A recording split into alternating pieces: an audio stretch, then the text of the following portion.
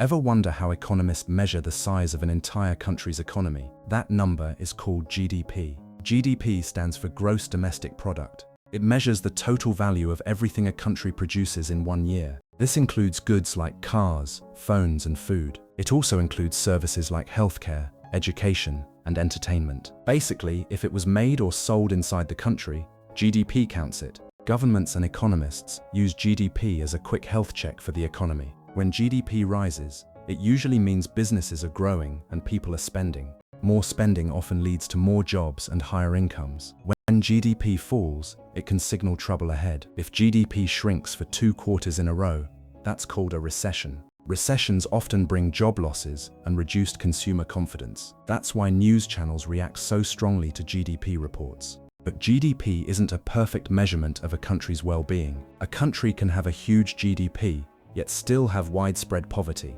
That's because GDP doesn't show how wealth is distributed among people. This is where GDP per capita becomes useful. It divides total GDP by the population to show average output per person. This gives a clearer picture of individual living standards. Still, GDP per capita doesn't measure happiness or quality of life. A country could be productive, yet stressed, unequal, or environmentally damaged. GDP also doesn't count things like unpaid housework or volunteer work. These activities add real value to society, but they don't appear in GDP. Despite its flaws, GDP remains the most widely used economic measurement today. It helps governments make decisions about spending, taxes, and policy. It also helps investors decide where to place their money confidently. Think of GDP as a useful snapshot, not the full picture. It tells you how big an economy is, but not how healthy its people truly are. Understanding GDP helps you make sense of the economic news you see every day.